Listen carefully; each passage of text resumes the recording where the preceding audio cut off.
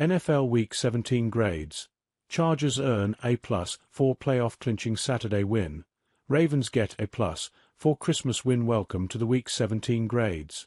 The first 4 games of Week 17 have all had some big playoff implications. That started on Christmas Day when the Kansas City Chiefs clinched the number 1 seed in the AFC by beating the Pittsburgh Steelers 29-10.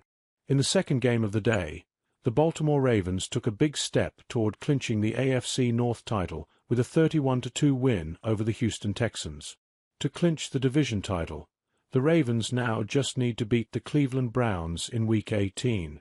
Not only did we get 2 Wednesday games this week, but we also got the final Thursday night game of the season with the Seattle Seahawks beating the Chicago Bears 6-3 in a defensive slugfest.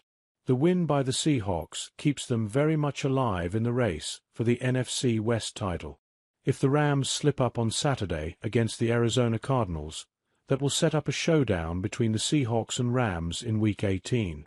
Speaking of Saturday games, the Chargers played the first one of the day, and they clinched a playoff berth by beating the New England Patriots 40-7. There's now just one AFC playoff spot up for grabs, and that could be clinched by Saturday night if the Denver Broncos beat the Cincinnati Bengals.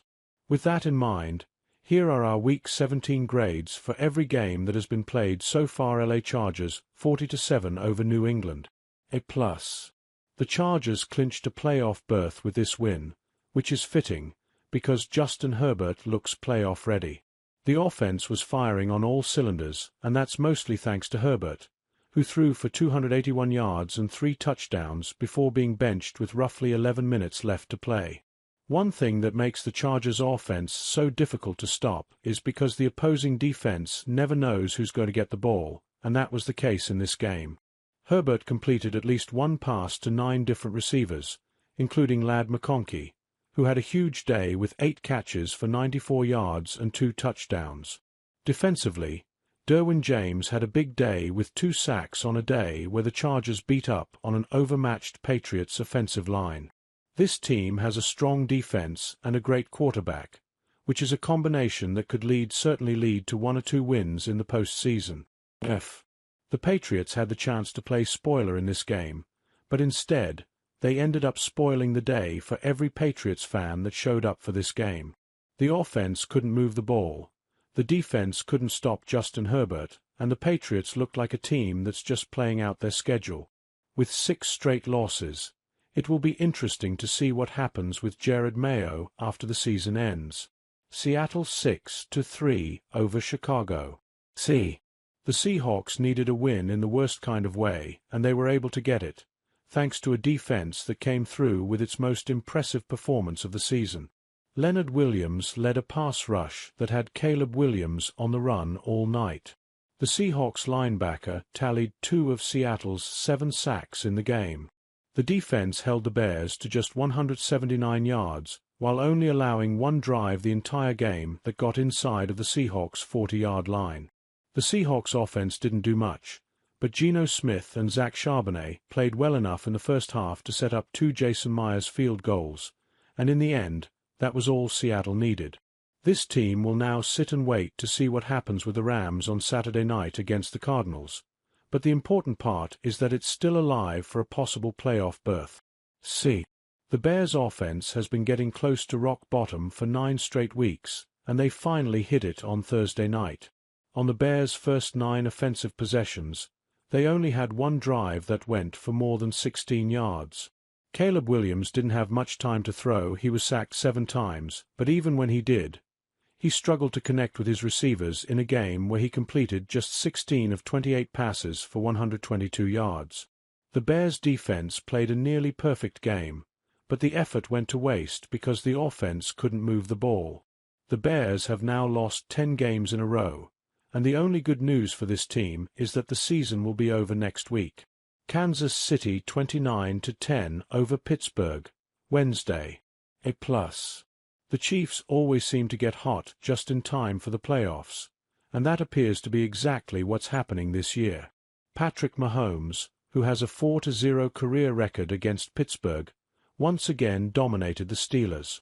The Chiefs QB diced up Pittsburgh's secondary for 320 yards and 3 touchdowns, and he did that by spreading the ball around. The Chiefs had 7 different players catch at least 2 passes, including Travis Kelce, who caught 8 passes for 84 yards and a TD. As good as the offense was, the defense might have been better. The Chiefs didn't have star pass rusher Chris Jones, but they were still able to terrorize Russell Wilson. The Kansas City pass rush racked up 5 sacks, with Mike Danner recording 2 of those. Santa always delivers on December 25th, and the Chiefs always deliver in big games. Both of them delivered in this rare Wednesday game. The Steelers are probably going to get coal in their stocking after this Christmas Day performance. With George Pickens back in the lineup, the offense did show some brief signs of life, but overall it was an ugly day. The ugliness started up front, with the offensive line getting dominated for 5 sacks. As if that wasn't bad enough, the Steelers also made 2 back-breaking mistakes, with a red zone interception by Russell Wilson in the first half and a lost fumble by Pat Freiermuth in the second half. It also didn't help that the Steelers' defense looked lost while trying to slow down Kansas City's offense. This team feels like it's fading fast, and with 3 straight losses, it will be a surprise if it gets out of the first round of the playoffs with the way it is currently playing. Baltimore 31-2 over Houston, Wednesday. A plus Santa wasn't the only one who delivered on Christmas. So did Lamar Jackson. The Ravens QB made an MVP statement with an impressive performance that saw him total 255 yards and 3 touchdowns. Of that total, Jackson rushed for 87 yards, which moved him past Michael Vick for the most career rushing yards by a QB in NFL history. Jackson did get some help on offense from Derrick Henry, who plowed his way through the Texans' defense for 147 yards and a touchdown. The Ravens' defense, which had been a weak spot for the first 11 weeks of the season, had another strong game. It beat up on C.J. Stroud, who was sacked 5 times. The Ravens are getting hot at the right time, and they're now just 1 win away from winning the AFC North. The only thing that could have been uglier on Christmas than the Texans' performance was if Santa's sleigh had crashed. This game was a total disaster for a Texans team that has now struggled on offense in 3 straight games. C.J. Stroud couldn't get the passing game going, and that's mostly because he was under constant pressure. He was sacked 5 times. Even if the offense had been able to move the ball, it might not have mattered because Houston's defense couldn't stop a Ravens rushing attack that piled up more than 250 yards. The Texans are looking like a team that could go one and done in the playoffs unless they can somehow get things turned around before the postseason starts.